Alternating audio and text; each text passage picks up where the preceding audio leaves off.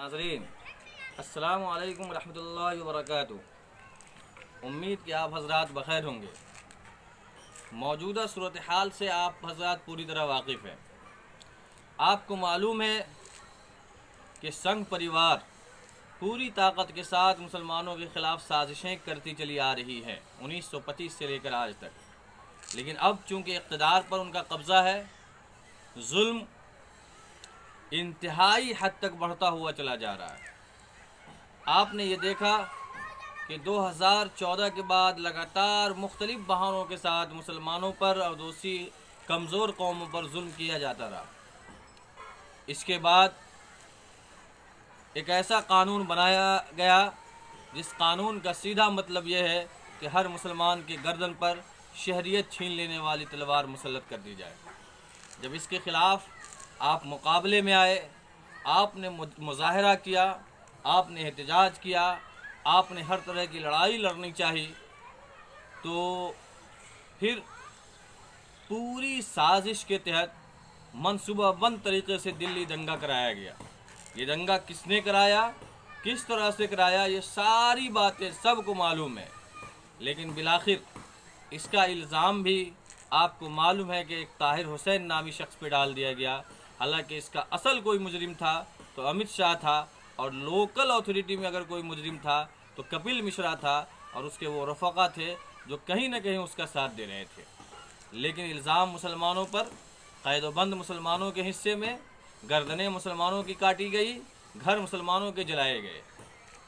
इसके बाद अल्लाह का एक कहर जिसका नाम कोरोना है पूरी दुनिया के इंसानों पर मुसल्लत किया गया है, और हिंदुस्तान में भी बहुत तेज़ी के साथ ये फैलता जा रहा है। ऐसे वक्त में आपने ये देखा कि कोरोना जो संजीदा बना देता है किसी भी कौम को, इटली के अंदर जो परेशानी हुई तो इटली की गवर्नमेंट ने क्या किया आपके सामने है, अमेरिका क्या कर रहा है आपके सामने है। लेकिन जब हिंदुस्तान में ये कोरोना आया तो फिर एक ऐसी जमात पर जो लगातार पुरअमन तरीक़े से मुसलमानों के दरमियान खैर को फैलाने और मुसलमानों को शर से रोकने का काम करती चली आ रही थी, उस जमात पर यह इल्ज़ाम डाल दिया गया कि कोरोना फैलाने की मुकम्मल कोशिश कर रही है। हैरत की बात यह है कि नाम नहाद सेकुलर जो मीडिया थे वो सारे के सारे इसी में आ गए। उन्होंने भी इसके ख़िलाफ़ प्रोपेगेंडा में अपना पूरा का पूरा हिस्सा अदा किया, चाहे वो NDTV हो, चाहे वो ललन टॉप हो, चाहे इस तरीक़े की दूसरी जो मीडिया की सरगर्मियाँ हैं वो आप देख सकते हैं। आप इस बात को समझिए कि ये सारे पस मंज़र में क्या काम हो रहा है।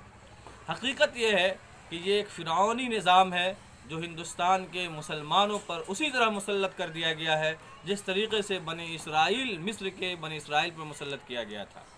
जब हज़रत मूसा अलैहिस्सलाम ने बनी इसराइल के हुकूक़ मांगने की बात की और कहा फ़अरसिल माना बनी इसराइल, कि बनी इसराइल को हमारे साथ भेज दो, तो ऐसे वक्त में जो फ़िरौनी तहज़ीब के नुमाइंदे थे उन्होंने ये कहा युरीदु अन युख़रिजकुम मिन अर्ज़िकुम, कि ये लोग जो है ये लोग ये चाह रहे हैं कि हम लोगों को घरों से निकाल दें, हम लोगों को मुल्क से बाहर करें।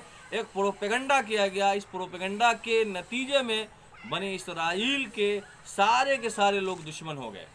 ठीक वही प्रोपेगेंडा आज किया जा रहा है, और हिंदुस्तान की हिंदू कम्युनिटी का बड़ा हिस्सा बग़ैर जाने बूझे इन प्रोपेगेंडा पर यकीन करते हुए मुस्लिम दुश्मनी पर आमादा होती जा रही है। ऐसे वक्त में हम मुसलमानों के लिए ये लाजमी है कि हम उस मुकाबले की तैयारी करें जो हमें दरपेश है, इसके बग़ैर कोई चारा नहीं। और हम अपने दरमियान मूसा अलैहिस्सलाम की नुमाइंदगी कौन कर रहा है इसको तलाशे। जिस तरह से बनी इसराइल को इस जुल्म से निजात देने के लिए हज़रत मूसा अलैहिस्सलाम आए। नबूवत का दरवाज़ा बंद है, लेकिन शख्सियात और तंजीमें ऐसी हो सकती हैं जो आपको आपके बचाव के लिए मुकम्मल हिम्मत के साथ मुकाबला कर रहे हो हालात का। ऐसे वक्त में आपका ये फ़र्ज़ बनता है कि उसको तलाशे, उसकी ताकत बने और मुकाबला के लिए डट जाए, इसलिए कि वक्त का फ़िरऔन उसी वक्त पीछे हटेगा जब कोई मूसा बनकर उसके सामने आएगा। बिलाशुबहा जब आप मुकाबले के लिए अड़ेंगे तो आपके ख़िलाफ़ उनकी शिद्दतें और बढ़ जाएंगी, لیکن بنی اسرائیل کے وہ الفاظ ہماری زبان پہ نہیں آنا چاہیے. قالوا اوذینا من قبل ان تأتینا ومن بعد ما جئتنا، کہ اے موسیٰ پہلے تو ہم ستائے جا رہے تھے، تیرے آنے کے بعد بھی تو ہم ستائے جا رہے ہیں. یاد رکھیے فرعونی تہذیب جب بہت زیادہ ترقی پر ہوتی ہے، جب اس کا ظلم بڑھ رہا ہوتا ہے، تو ایسے وقت میں جو بھی اس کو چیلنج کرتا ہے تو وہ شدت میں اور عزت نفس کی بنیاد پر اس پر جھوٹے الزام لگا کر کے اس کے خلاف مقابلہ پر آ جاتے ہیں.